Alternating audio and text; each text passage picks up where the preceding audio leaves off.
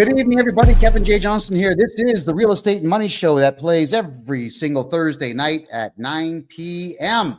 Eastern Time. And tonight we're going to talk about your credit score and how to protect your credit score, how to not harm yourself. I think is more importantly what the credit score thing is all about for tonight's show. I mean, I really want to make sure that we're delving deeply into what is both right and wrong with the FICO score system that we have in Canada and the United States. I'm sure many of you have gone out to apply for loans at some point in the past, and you've probably been denied at some point in the past. I think all of us have at some point. And with being denied a loan or just an opportunity even to rent, it's soul crushing. It's heartbreaking. And typically you have no idea why you've been crushed, why you can't get that loan, why you cannot rent that place, why you can't get the car lease that you want, why you can't get a simple $500 credit card. These are things that are very important to understand. Now, I don't have all of the answers because unfortunately, FICO score algorithms are quite hidden from the public. They don't really tell us what they're basing all the positive stuff on, but I do have some of what to do. However, even though I don't have all the positive stuff that you can do, I've got the vast majority of the negative stuff that you can avoid to keep your credit score in good standing. So first things first is you want to talk about how you can find out what your credit score is. There are two major corporations in North America that people will go to check your credit score when you're applying for anything, any kind of credit whatsoever, or any kind of lease or rent. All right, that would be Equifax, EQUIFAX, Equifax.com in Canada. It's .ca. And the other one is TransUnion. Now, as far as I am concerned, these are criminal entities. What they do is they give you a credit score, but you never ask them to. Isn't that strange? They have your entire credit history that you never asked them to create. They have a credit score for you that you never asked them once to keep on. They're keeping records on your spending habits that you've never given permission for them to do. But somehow, if you've got a social security number in the States or a social insurance number in Canada, somehow they will know that you have these very things. So how do we combat this nonsense? And it is nonsense. All right. For TransUnion and for Equifax, all of you have to find out what your FICO score is. It goes, I think as low as 300, it goes all the way to 950. If you have a FICO score of 750 or higher, you're going to be pretty good at getting bank loans out there. And there is a way to get that to happen. I'll cover as much as I can in the next 52 minutes because it's only an hour show, everybody. How do you get your score? Well, Equifax and TransUnion, because of whatever deals that they've signed with the government, have to give you one free credit score of your own each year. So you go to their website, equifax.com or .ca, transunion.com or .ca, and you give them your necessary identification. Don't use a driver's license. If you've got a passport, always use your passport for any form of identification in Canada. Anytime at all that you want to know or do anything for that matter, it's passport only. It's nobody's business where you live. I know that a lot of you out there don't think that you've got the right to have your driver's license go to a PO box, and many of you can't afford to have one, but maybe 10 or 20 friends should all get together and have a PO box, split the cost, and send your driver's license there, just so that there is nobody spying around your house looking for what you got. All right. And the reason I say that is as a podcaster, unfortunately, when I was podcasting in Calgary in 2021, everybody in the city knew where I lived. They all knew that there was going to be a podcast taking place there. So we always had to double lock and triple lock our doors. So we had the front door was locked. We put a steel cage over the window of the room that we used, and we installed an extra door in the hallway and put a lock on that just to buy time if anybody chose to break in. It sucks when people know where you live. So don't let anyone know where you live. But you are allowed to get yourself that free credit score, and you got to find out everything on that credit report that is harming you. Now, you have the right to object to everything on your credit score when you get it. Now, don't be silly and object to everything at the same time. What you got to do is you got to pick on small stuff. So what you got to look out for is late payments on credit cards. You got to look out for a bill you didn't pay and figure out who it was you didn't pay it to. You got to look for what's called the R9. R9 is when you just completely abandon a debt. All right. How do these things get there? Well, people that you didn't pay will put it there. Sometimes people you don't like will put it there to damage your credit score, damage your reputation. So you want to begin writing simple letters, send them registered mail to Equifax saying that you have no idea what that is. It seems like it's either erroneous or it's fraudulent. Please remove it. And they are obligated at that point to prove that there was a debt. You don't have to prove there is no debt. They have to prove that there is one. If there's going to be an R9 or any particular type of complaint on Equifax or TransUnion, you've got to demand in your letter, what is it? Who's the contract with? Where did it come from? Why is it there? And they've got to prove all that. If they can't prove it, you have to demand you deal with this in 30 days or you must remove it, and they will remove it. R9s are a bit more difficult if it's a credit card company, because obviously the credit card company will be able to prove it, but we can still argue it. You want to make sure that each time you get something off your credit score, that you send another letter in complaining about the next thing. Get your credit score to be patched up as quickly as is possible. Now, what is it based on? Well, here's a graphic, everybody. I got to put this white piece of paper here so you can see all the numbers. All right. 30% of your credit score is based on the amounts that are owed. 10% is on new credit that you acquire. 15% is the length of your credit history. I'll move the microphone here. 10% would be credit mix. It's not really defined all that well. And 35% will be your payment history. Okay, where do we begin with this? Let's say you just are starting off in life and you want to build some credit. How do you do it? Well, you would apply for a simple credit card, get yourself the minimal amount, which is a $500 credit card. They usually will just give those out to everybody. They really will.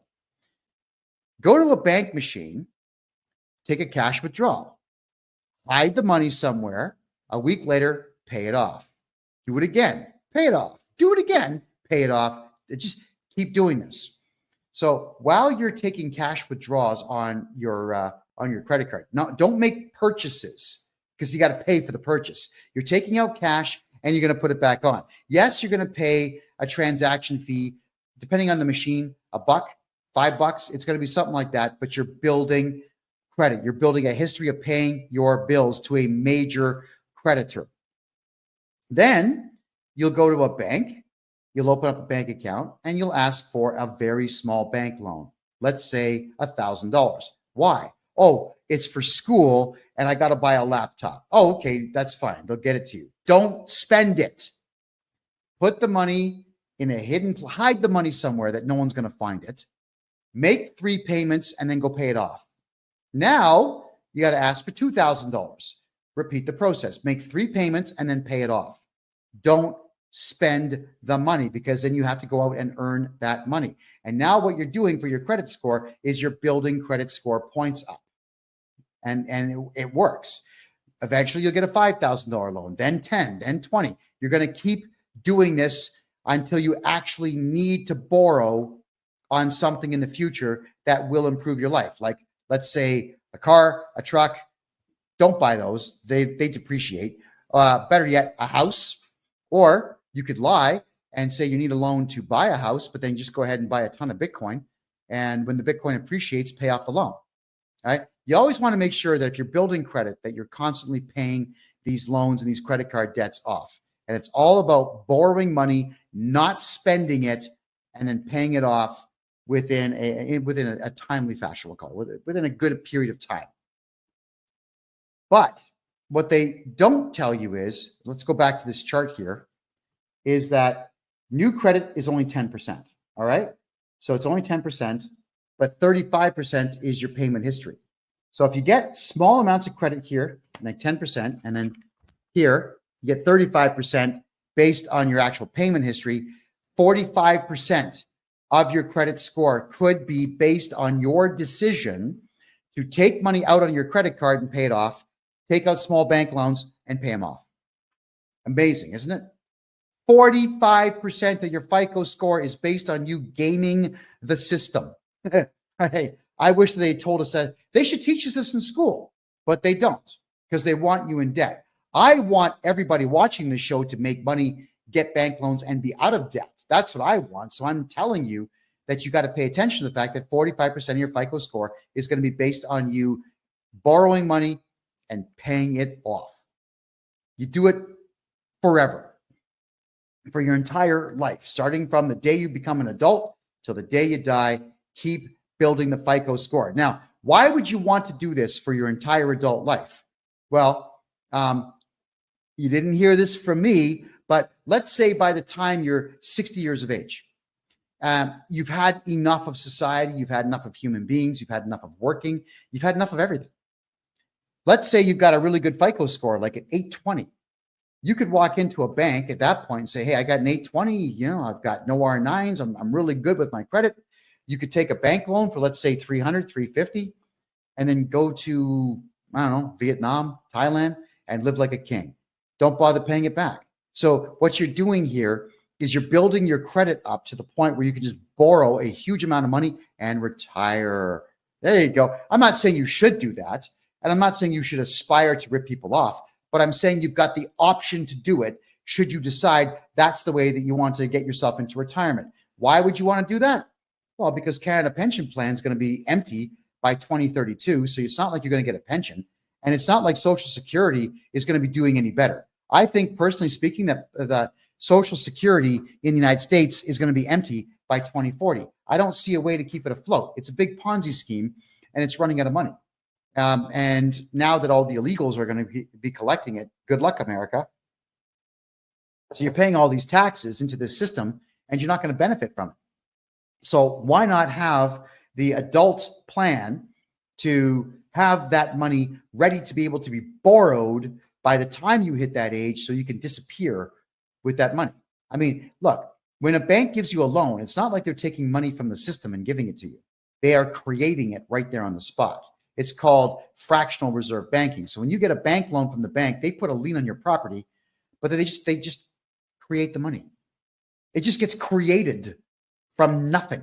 So let them create $350,000 for you when you're retiring, and then go somewhere else and spend it. Enjoy life. Live it up. You've earned it. Right? So if you've been paying into the tax system, which I don't recommend you do, I recommend you hire me to be your tax guy and not pay tax. But if you've been paying tax or paying into the system all these years, benefit from it. Benefit from it. Start planning for your retirement now by keeping your FICO score as high as you possibly can. So getting back to the FICO score, this one here, let's address the 15% of the length of your credit history. All right. Your FICO score, if you keep your FICO score in good standing through your entire adult life, if you start doing it when you're 18, by the time you get to 60, 15% of your FICO score is going to be based on the fact that you had good credit for 42 years. So keep your credit good in that time as best as you possibly can. But this is the one here that I want to warn everybody about. 30% of your FICO score is based on the amounts of money that you owe. Now, this is where I can really help you out. You got to remember that the way that the credit companies do this is that they've got hundreds of things that go against you and just a few dozen things that help you. Equifax seemingly is in the business of destroying you. Equifax seemingly is in the business of keeping you down, of not allowing you access to the capital that you need to become wealthy. That's what it seems like they're doing, which again, in my opinion, makes them criminals. But it's not like I can walk in there and just shut the company down, but I can tell you how to combat them. Knowing that 35% of your FICO score is going to be based on bad debt that you carry, here is the way to protect yourself. Let's start with basic rudimentary stuff. If you get a cell phone plan, doesn't matter with who. In the States, you got all of them. AT&T, you got Verizon, you've got Virgin, you got them all. In Canada, there's not as many. You've got Fido, Bell, Rogers. I think Cogeco just got bought by Rogers. There aren't many. It doesn't matter if you pay your cell phone bill on time for your entire adult life. That does not increase your credit score, which means that your cell phone bill should never be in your name, because I'll tell you why, is because there's a good chance at some point you're just going to forget about your bill. You're just going to forget. You didn't pay it. They report you to the credit agency, and now you've lost some FICO points. That sucks. How do you come back? Oh, let's have with this one. Let's just say they don't tell you about your roaming fee. And this has been happening with a lot of Canadian accounts. You go to Italy or you go to Germany and your phone gets turned on for just a brief second by accident. And all of a sudden, boom, $1,500 worth of roaming fees, just like that. Crazy. And if you don't pay it or you argue it, they just tag your credit score. So you can never put your cell phone in your real name, ever. You can't really do that with Bell and Rogers and the big boys because they want to see identification. But you can do it through a corporation. That is correct. You take your corporate documents in. You say, "Hi, my name is, here are the corporate documents. We want to get a corporate cell phone plan." Then they'll say, "Well, we want to secure it against you personally." I'm saying, you tell them, no, it's for the corporation. If you guys shut down this phone, we can't do business. I'm not going to secure it personally. And if you argue enough and just decide, okay, you know what, leave, then go to another cell phone dealer. They're all over the place. How many times have you seen foreigners that own cell phone shops? They'll find a plan. Somebody will do the deal. Just keep doing it until you find someone to do the deal. Make sure your cell phone plan is never in your name, ever. Okay? You get that? Doesn't matter if you're paying on time. It doesn't help your FICO score. But if you miss one bill, it hurts your FICO score. So your cell phone has got to be in that name or a company name, which you could also do. Let's say you're renting a place and you've got to pay utilities. If you've opened a corporation specifically to keep your name off of bills, then what you would do is get the internet bill and the gas bill and the electric bill and the water bill all put into, yes, you guessed it, a corporation. All of it. Even if the corporation's not making money, who cares? If you skip on a bill, it doesn't matter. They're going to bill the corporation. Just as long as your name is not listed as the director of the corporation, everything's going to be fine. Now, I do corporate courses on this. And if you want to get involved, come January 1st of next year, we're going to have a subscription-based website where for $25 a month, I'll be doing 1 or 2 shows a month that are private to members only to learn this stuff. But this is the general synopsis of how to protect your FICO score. The other thing is, if you don't want to go through the expense of registering a corporation, even if you buy a house, you can jump on the phone with all the utility companies, say, "Hi, I'm John Smith, Arnold Schwarzenegger, Richard Pryor. I'm somebody. We need the gas bill hooked up." In most provinces in Canada and about half of the states in the United States, they don't ask for identification or even clarification.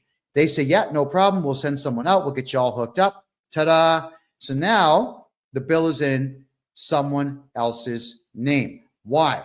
Because if you pay your gas bill on time for 45 years, it doesn't positively benefit your FICO score. If you pay the water bill, it doesn't benefit your FICO score. If you pay your internet bill on time, it doesn't benefit your FICO score.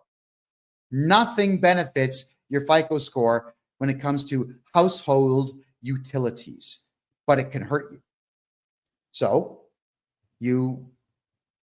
let's really go down the rabbit hole here. I'm sure all of you have maybe heard of Text Now. It allows you to have a separate phone number on your cell phone plan. All right. So you get a Text Now phone number, and that's the one that you would use for all of the bills on your house, especially if you're renting. If you're buying, it's great. I mean, do the same thing.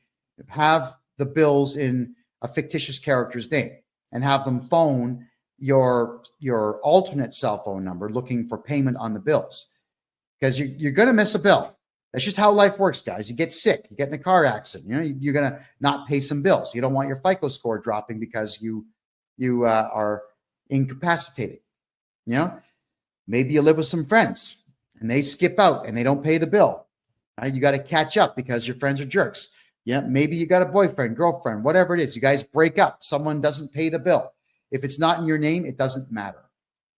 Also, what you can do is, let's say, for argument's sake, if your gas bill, your electric bill, your whatever bills you got for your house are not in your name and you're behind on things, you can call them up and say, yeah, hey, it's John Smith.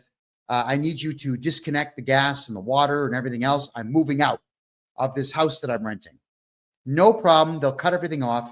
Tell them to send the final bill to your email address or text it to your phone. They will. And then you get rid of that particular Text Now phone number. And 2 days later, you get yourself another Text Now phone number or another one of the like Hush phone number. Any of these phone numbers that are voice over IPs, call them up saying, different voice. Hey, what's up? I'm Ricky Savage Michelson, and I got to get some bills. I just moved into this rental house. And the process starts all over. So you can actually get away with not paying between 3 and 4 months worth of bills, and you get a new name attached to the same residence that you are living in, and it doesn't hurt your FICO score. Right? It doesn't hurt your FICO score. If you're not going to pay bills, it doesn't hurt your FICO score. Now, I'm not encouraging all of you to not pay bills if you don't have to. I'm telling you that I understand with our rotten economy in North America right now and the severe lack of money in the money supply right now, that these are the options that you have to give yourself. So FICO score, protect it by making sure the house bills are not within it.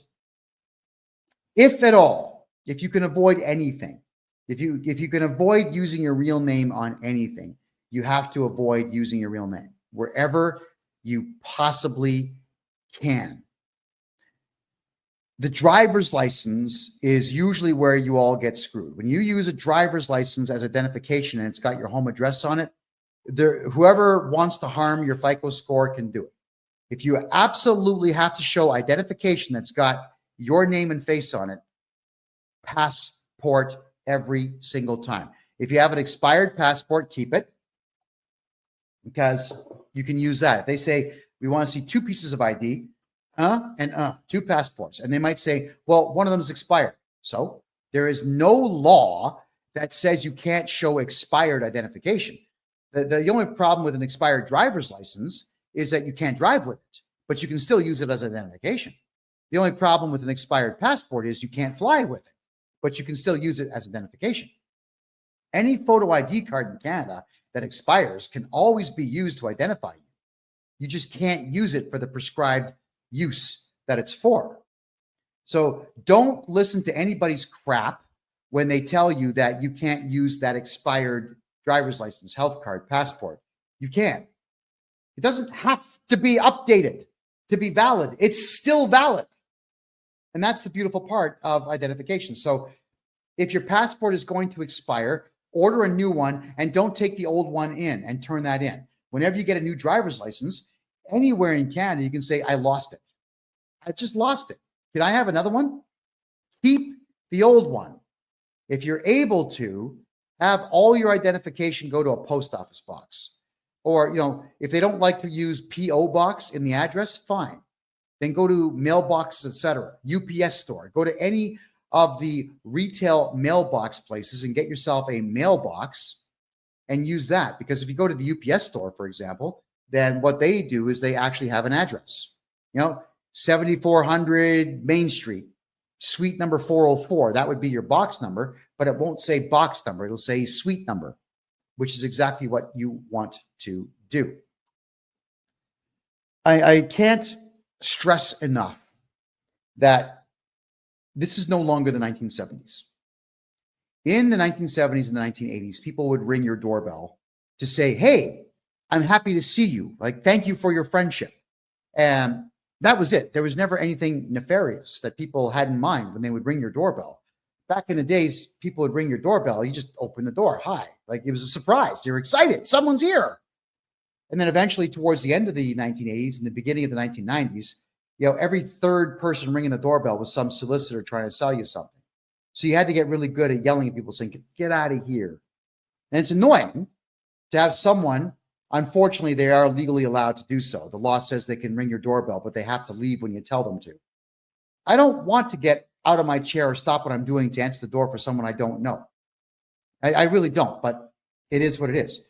And now, 9 times out of 10, when someone knocks on the door, it's someone looking for money, or it's the cops asking you why you said that thing that time on social media, or the cops are saying, well, someone complained about your car and we're here to investigate, and so on. Yeah, it's someone looking to gain money or leverage from you or on you these days. So unfortunately, with the way the world is these days, you want to make sure that nobody has access to your front door anymore. This is not to do with your FICO score. This is just you personally protecting yourselves. If you have the means to build a cage in front of your front door these days where someone has to enter the cage to get at your front door, I strongly recommend that. It's sad that our society's crumbled that way, but it has. So you cannot let people have leverage on you. And that's the same thing with phone calls that come in. I can't stand the fact that if you have a landline in Canada, you get absolutely bombarded by people from outside the country trying to sell you something and asking questions. And unfortunately, Canadians and Americans, they're high trust societies, so people answer questions. Like, don't answer questions to people that phone you. They're fishing for information to steal your identity. Start hanging up the phone. It's regrettable, but we have to unfortunately go to cell phone plans and not have landlines, specifically to not get phone calls from solicitors. And when you do buy something online, or you give information online and someone else starts tagging your credit card to buy stuff, it can harm your FICO score. Got to be very careful who you give your information to. So please do not give your home address to anyone. Do not use your driver's license as identification for anything. If you're in a rental house, use fake names to get utility bills done. Passport only for ID for anything. And if you can avoid using your real name, avoid using your real name. And even for things like signing your kids up for sports. Yeah, you've got to give your kid's birth certificate up. But when they say that we want to see a hydro bill to prove that you are living where you say you are, no.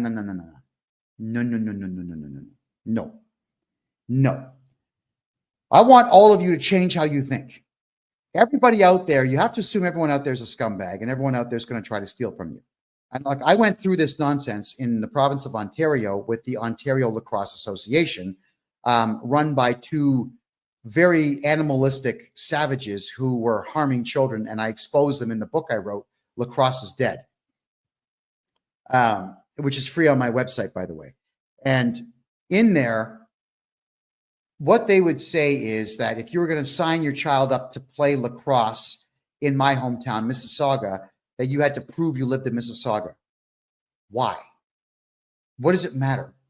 What if you lived on the border in the next town over called Oakville? But to play in Oakville, you had to go 24 kilometers that way instead of 1 kilometer that way. Why would you want to waste time and fuel? Why do you have to prove this? So all of you, when you know in advance that you may have to show a bill to prove that your kid goes there, get an affidavit done instead. Write up an affidavit. Hi, my name is, I'm of this age, and this is to certify that I live in the province of Ontario and the city of Mississauga in the community of Arundel, Meadowvale, Cooksville, Heartland, whatever. I live in the city of Toronto in Scarborough. You don't have to give your address, because if you're swearing this in and having an affidavit stamped in Canada and the United States, it's just like you testified in court. They've got no choice but to accept it. And if they don't, you can do what? File a lawsuit. That is correct. The problem with the Ontario Lacrosse Association, and again, it's all in my book, is that they were taking the birth certificates and they were taking your home address and they were selling the information. They were selling your information to others. Okay.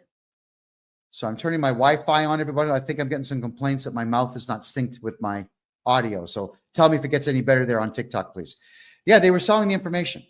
So at any given point, your FICO score can be affected by the fact that your information is being sold to others, because you never know what is going to get done with the information. You just absolutely never know. So please use affidavits when you want to tell someone, I live in a city, and don't put your home address on it. We all have to protect ourselves. So getting back to the FICO score pie chart here. All right, let's go through it again. 35%, you can see right there, 35% of it is based on your payment history. So keep that going. 15% right here is based on your length of credit history. So the older you get, the higher the score will go if you keep your credit score in good standing. 10% is based on new credit. And 30% in the red here is based on debts that you owe. And then the 10% credit mix, this would be, were you successful in getting a bank loan? If yes, how many times? Were you successful in getting a mortgage? If so, how much and how long ago, and so on. Do not apply for loans on what's called a hard credit check unless you've already done your own soft credit check. Here's the difference between the two. A soft credit check is not you applying for something. It's you checking out your own credit score. Every time your credit gets searched by somebody, it hurts your credit score, which is why you need to get your free credit score checked from Equifax and from TransUnion. You have no choice. You just have to do these things, everyone. Why do you have to do them? It's because you need to know who is trying to rip you off and who's trying to hurt you.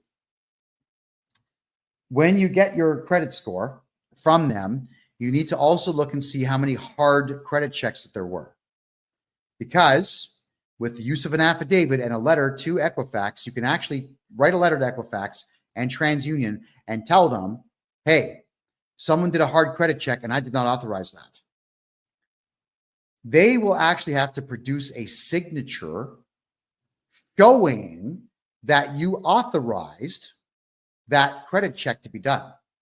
And if they can't produce that signature, which you probably didn't do, they have to remove that hard credit check. So a hard credit check is you asking for credit from a bank or credit from a financial institution or credit from anyone who involves themselves in lending money or a financial institution. You don't want hard credit checks there, right? The soft credit check is something that banks will do once a year on you just to see what your credit score is so they can adjust your bank rates up and down. It's criminal that they do it, but they do it. And the soft ones, they don't show up. So we got ourselves a troll. I just have to get rid of the troll, folks. Give me a second here. There you go. And blocked. There you go. Okay. So thank you for that. So you want to make sure that you are not letting them do the hard credit checks. The soft credit checks, they will do. The soft credit checks do not show up on your account. Be very careful how many hard credit checks that you yourself go for. If you go to get a bank loan, they'll do a hard credit check. If you don't get the bank loan, that shows up on your credit score, which is why you always have to start off with small bank loans. They might even ask you, do you have any collateral? Yeah, I've got this watch. I've got this gold bar, like whatever you have. You may have to actually let the bank hold on to things for you. Keeping in mind, if the bank loses it, they've got to compensate you 100% plus whatever other fees you demand from them. So yeah, secure the bank loan with gold or silver or jewelry if you need to. But start building your credit using the methods that I have talked about. Hard credit checks, you got to get rid of them all. You have to be in constant watch of your credit score and eliminate as much as you possibly can using everything at your disposal. And I've given you a gold here tonight, everybody. So I'd like everyone watching the show tonight to go to Equifax and TransUnion and request your free credit score. And they will send it to you. And look at everything on there and start to comprehend how easy it is for someone to harm your credit score. So if there's any questions that anybody has, I'll go right ahead and I'll take those questions now. Throw them in the chat room here. This is to do with your FICO score, everybody. It's to do with credit scores. You want to make sure that your credit scores stay intact. Oh my God, we got trolls here tonight. I thought we got rid of all these guys. Oh man. There we go. Confirm. Sorry, guys. Occasionally we get trolls coming in here that like to badmouth me. There's a propensity for, we'll say, non-conservatives to not appreciate the fact that I'm teaching people that the conservative way of doing business and living life tends to be the more successful of the two. So for the profanity that sometimes show up in the chats, I do humbly apologize to all of you. FICO scores themselves, I've been asked many times if it's possible to remove yourself completely from the FICO score. You know, we did have a friend of mine. I helped him write a lawsuit against Equifax because what they were doing was they were interfering with his capacity to live life the way that he wanted to.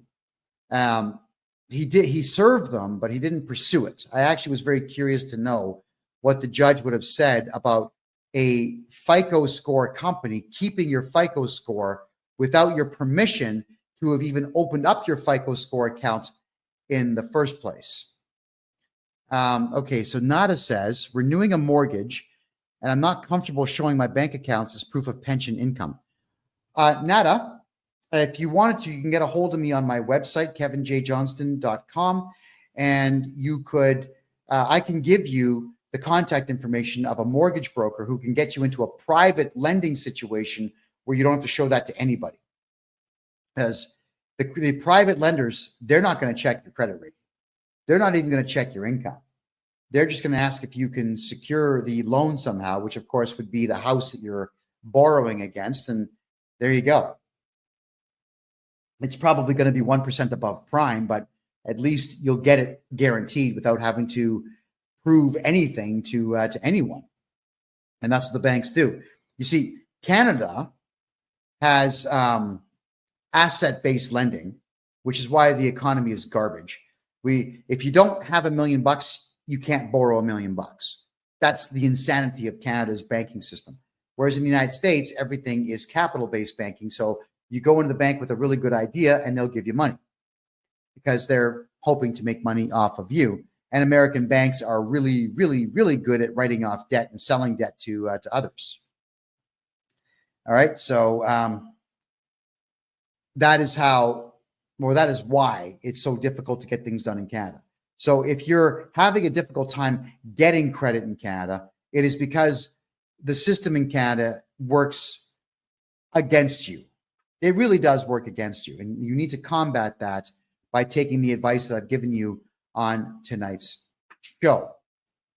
The other thing, and this is another one, they don't talk about this, but the Canada Revenue Agency will report your lack of cooperation with them to the credit companies, Equifax and TransUnion, which is why you got to come to me to get your taxes fixed.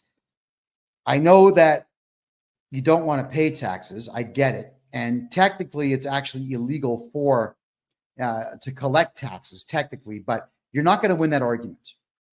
If you're going to pull the free man on the land stuff, the sovereign citizen stuff, you're going to lose. So what we got to do is make sure your taxes are done properly.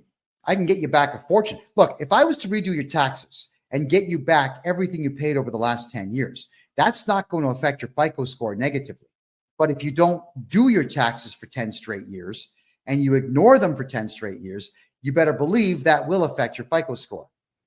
When we do all your taxes at one time and we find out that you don't owe money, it's going to increase the FICO score a little bit, but not much. It's not like the CRA is going to report to the credit agencies saying, oh, yeah, now he did his taxes, remove that, please. That's not what they do. That's why you have to be in constant contact with Equifax and TransUnion to be able to reverse the damage that's being done on your credit score.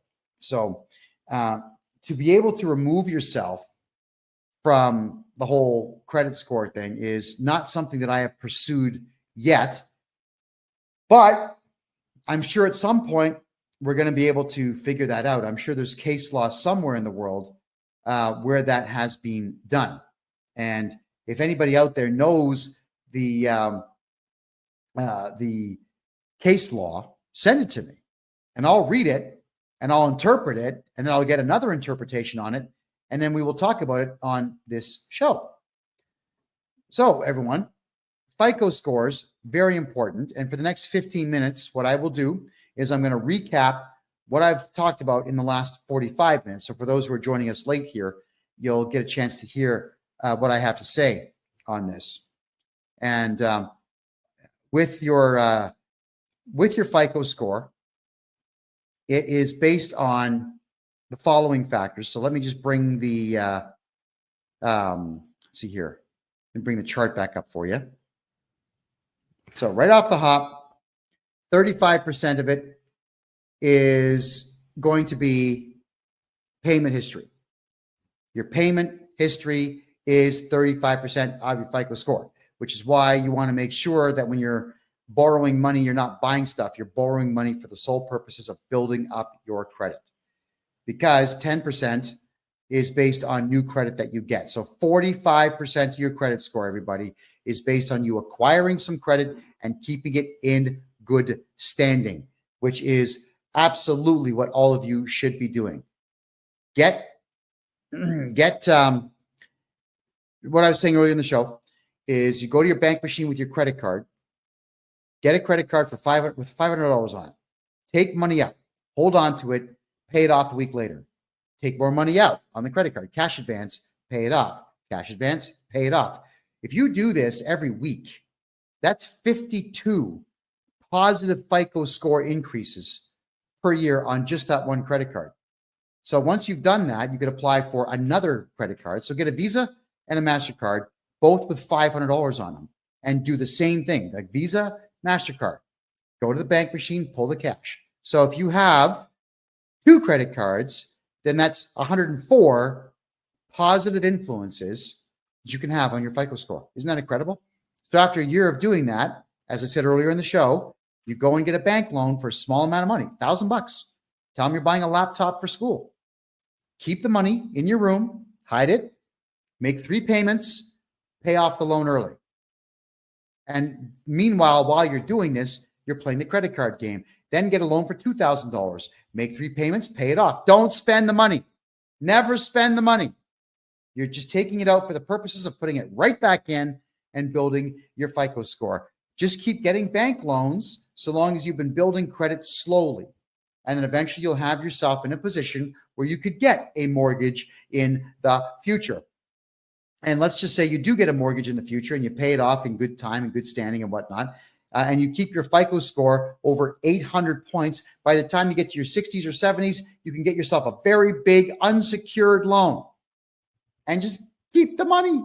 And that's your retirement plan. So your retirement plan should not be Canada pension plan. It should not be Social Security in the States. It's going to be empty by the time anybody my age gets to retirement age to collect on it. You're never going to collect on it.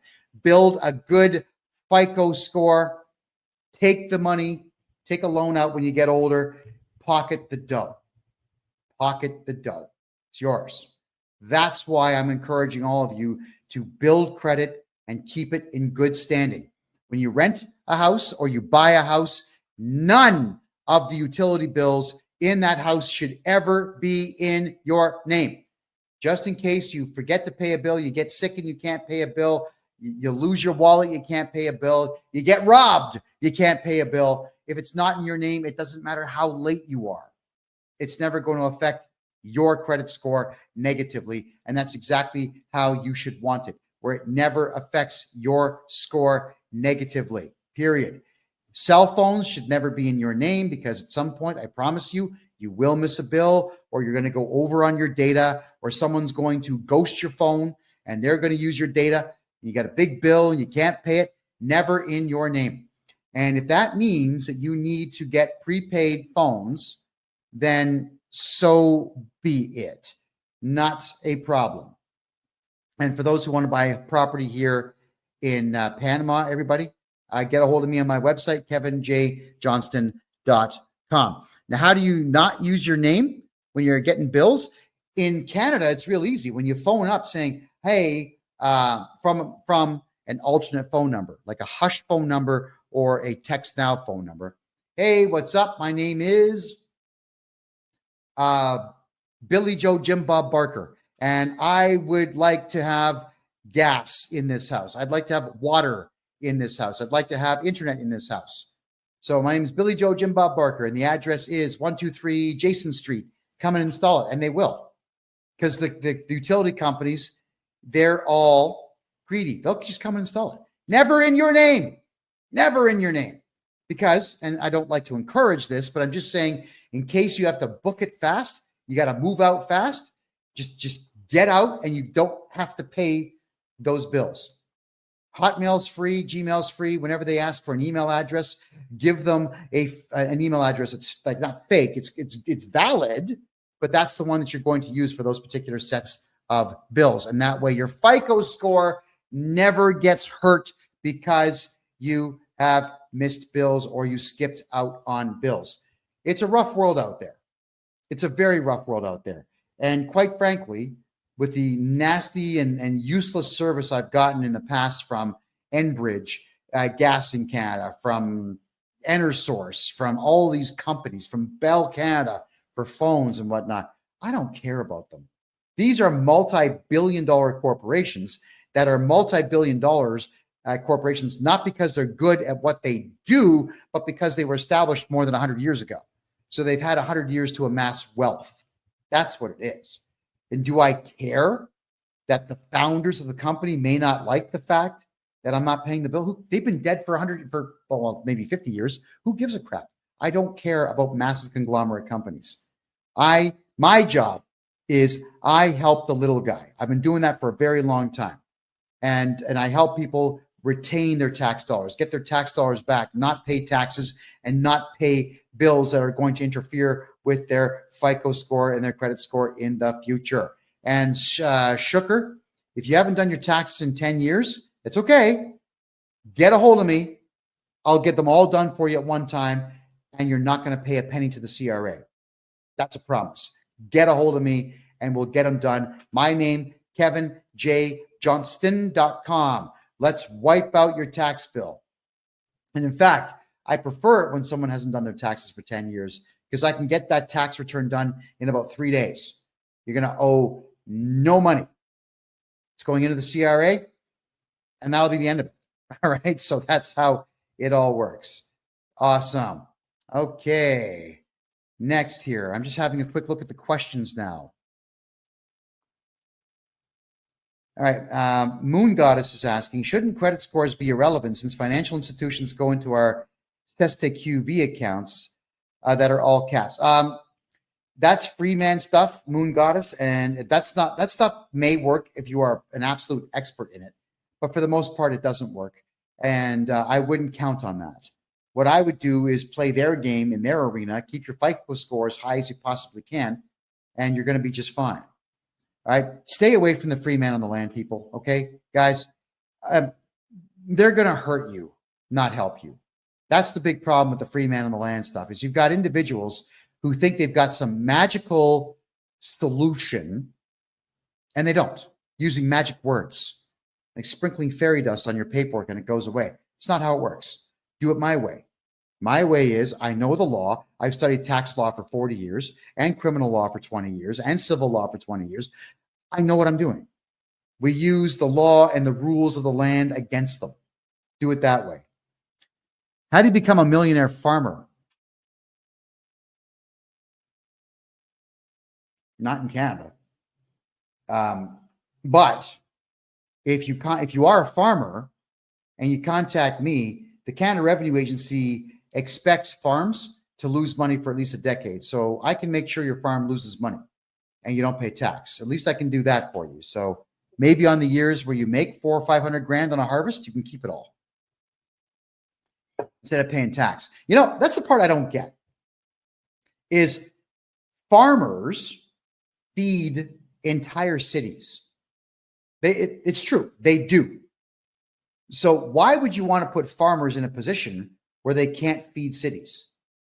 I can't stand the idea of farmers being taxed. I actually think out of the one profession in the entire country that should be completely tax exempt, it would be farmers who sell to Canadian distributors to make sure that Canadians eat. I honestly do believe that, which is why if you are a farmer or you work in a farm or you know farmers, tell them to stay away from the company called FBC. It stands for Farm Business Consulting. They are crooked as hell, and they have absolutely destroyed hundreds of farms all over the country by over-reporting earnings that farmers are making. They really are a disgusting bunch of people. They suck at what they do. What they are is that they're franchise holders in taxes. They're not actually accountants, and they suck at what they do. So yeah, that's my personal view on farms. And whenever farmers contact me to do their taxes, I absolutely make sure they pay zero taxes. I do about 4 times the amount of work on a farmer that I would do on a regular account, because I want to make sure that farmer stays in business. If anybody ever wonders if I'm lying to you or not, just understand the fact that when Stalin caged everybody into the Ukraine and took over all of the farms and then shut them down, what happened? Between 6 and 10 million Russians and Ukrainians starved to death. That's what happens when there's no farms. People die. So I want to make sure, and I'll be petitioning the government at some point in the future to completely keep farmers from having to pay tax. And so long as they're growing, then they should not be taxed. If they are selling anything, I don't care what it is, cucumbers, wheat, beef, they should not be paying tax on any of it. And what's really bizarre too is that there is farm fuel. So you can buy diesel fuel to run farm equipment at a much lesser price. It's probably like half. I don't know the exact amount, but it's about half of what you would pay at the pump. And then what they'll do is they put this purple dye inside of it so that if you fill your tank with it to drive around, like your pickup truck or your diesel-powered Mercedes or whatever else, sometimes you get pulled over by losers, and they are losers. These supposed traffic guys, like in the province of Ontario in Canada, they're called MTO, right? And they're the guys who couldn't pass the psychological exams to become cops. So instead, they sit in these cars that have sirens on the top and cherries, and they'll pull you over saying, well, I work with the MTO, and I'm going to take your license plate. And they actually will go inside your gas tank and pull it out and see if the gas is purple. And if it's purple, they'll write you this massive $1,000 fine for using farm fuel for your vehicle. So how do you beat that? 2 gas tanks. That's what you do. You have 1 gas tank, which is the main one, partition it, put some regular gasoline into it that you never burn, and have a secondary fuel tank in there and use farm fuel. There you go. There's some help for you right there. All right. So keep in mind, everyone, you got to protect that FICO score. Rewatch this show, which is going to repeat all weekend now on Rumble. Just type in freedomreport.ca to watch the repeat. I'd like all of you to take the advice that I'm giving you here to make sure that you build credit and you hold on to credit so you can use your good credit score in your 60s and 70s to take out massive bank loans and never pay them back and retire with the bank's money. Because if anybody out there screws the banks in Canada or the United States, I'm a happy guy, because that's all the banks do out there is rip we, the small guy and gal, off on an absolute regular basis. That's crazy. My name is Kevin J. Johnston. Thank you very much for being here. This is the Real Estate and Money Show, where we talk about real estate, money, investment, gold, silver, and taxes. And we do it every Thursday at 9 p.m. Eastern Time. I want to say thank you all for being here. I can't wait to see you again next week, which we will do at freedomreport.ca. Have a great night.